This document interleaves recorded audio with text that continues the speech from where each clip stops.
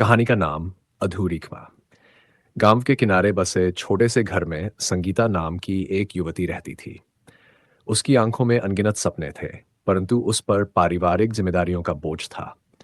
उसकी मां एक बीमारी से जूझ रही थी और पिता का देहांत कई साल पहले हो चुका था। ऐसे में संगीता के पास अपने सपनों को पूरा करने का वक्त नहीं था, लेकिन उसकी ख्वाहिशें कभी मरी नहीं।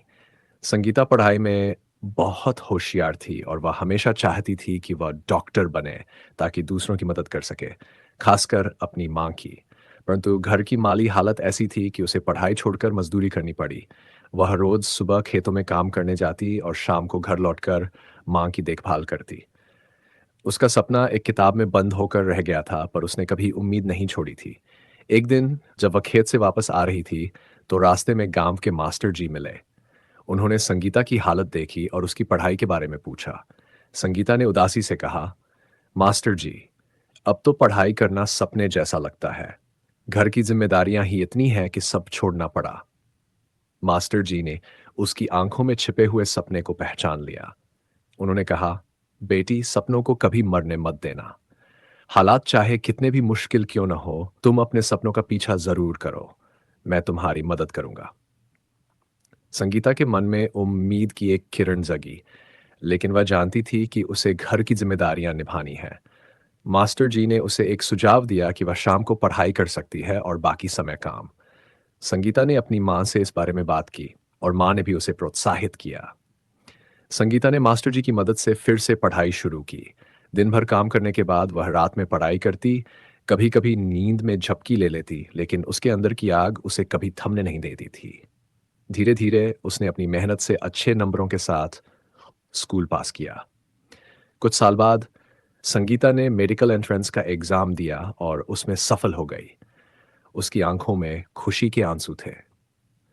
उसने अपने सपने को हकीकत में बदलने की दिशा में कदम बढ़ा दिया था। उसकी मां की तबीयत भी अब बेहतर हो गई थी और परिवार का सपना पूरा होते दिख रहा था। डॉक्टर बनने के बाद संगीता ने अपने गांव में एक छोटा सा क्लिनिक खोला ताकि जो दर्द उसने सहा था, वह किसी और को सहन न करना पड़े। उसकी कहानी पूरे गांव में प्रेरणा बन गई। लोग उसे देखकर कहते थे, अगर संगीता अपने हालातों से लड़कर डॉक्टर बन सकती है तो हम भी कुछ कर सकते हैं। संगीता की अधूरी ख्वाहिशें अब पूरी हो चुकी थीं। उसने साबित कर दिया कि चाहे हालात कितने भी मुश्किल हों, अगर सपनों को पूरा करने की जिद हो तो हर मंजिल को पाया जा सकता है। संगीता का जीवन अब केवल उसकी नहीं, बल्कि पूरे गांव की उम्मीद बन चुका था।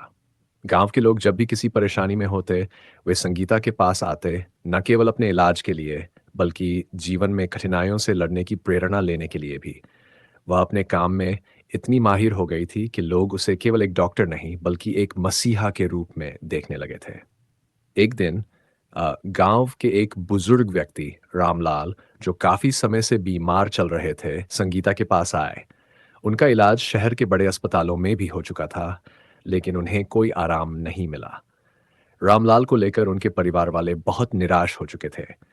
संगीता ने बड़े ही ध्यान से उनका मुआयना किया और अपने अनुभव व ज्ञान से उन्हें एक सरल घरेलू उपाय बताया, जो उनके शरीर की प्रकृति के हिसाब से सही था। कुछ हफ्तों बाद रामलाल की तबीयत में काफी सुधार दिखा। यह खबर पूरे गांव में फैल गई। लोग कहने लगे कि संगीता में केवल मेडिकल ज्ञान नहीं, बल्कि एक अद्भुत उपचार क्षमता है। इस घटना के बाद संगीता के क्लिनिक पर दूर दूर से लोग आने लगे। लेकिन सफलता के साथ चुनौतियां भी आती हैं। शहर के बड़े डॉक्टरों और कुछ राजनीतिक लोगों को संगीता की बढ़ती प्रसिद्धि से जलन होने लगी। उन्होंने उसके खिलाफ साजिश रचने का मन बना लिया। एक दिन एक अमीर उद्योगपति, जो एक बड़ी दवा कंपनी का मालिक था, संगीता के क्लिनिक पर आया और उसे भारी धनराशि का प्रस्ताव दिया ताकि वह उनकी कंपनी की दवाइयों का प्रचार करे। संगीता ने विनम्रता से यह प्रस्ताव ठुकरा दिया। उसने कहा, मैं दवा बेचने का काम नहीं करती। मेरा काम लोगों को सही इलाज और देखभाल देना है। मुझे पैसे से कोई लालच नहीं है। यह सुनकर उद्योगपति को बहुत गुस्सा आया। उन्होंने अपने प्रभाव का इस्तेमाल कर संगीता के खिलाफ गलत अफवाहें फैलानी शुरू कर दी। गांव में कुछ लोग इन अफवाहों पर यकीन करने लगे, जबकि कुछ ने संगीता का साथ दिया। संगीता इन अफवाहों से दुखी तो हुई, लेकिन उसने हार नहीं मानी। वह जानती थी कि सच हमेशा जीतता है। वह अपने काम में लगी रही और धीरे-धीरे लोगों ने भी महसूस किया कि ये सारी अफ़वाहें बेबुनियाद हैं। एक दिन वही उद्योगपति बीमार पड़ा और शहर के बड़े-बड़े डॉक्टर उसकी बीमारी का पता नहीं लगा पा रहे थे। अंततः उसे संगीता के क्लिनिक में लाया गया। संगीता ने बिना किसी द्वेष के उसका इलाज किया और कुछ ही दिनों में वह ठीक हो गया। उद्योगपति को अपनी गलती का एहसास हुआ और उसने संगीता से माफ़ी माँगी। इस घटना के बाद संगीता की सच्चाई और समर्पण ने सबका दिल जीत लिया।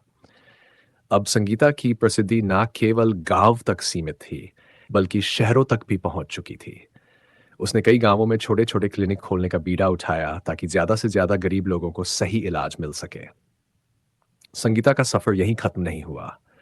उसने जीवन भर अपने गाँव, अपने लोगों और उन सपनों के लिए काम किया, जो कभी अधूरे लगते थे।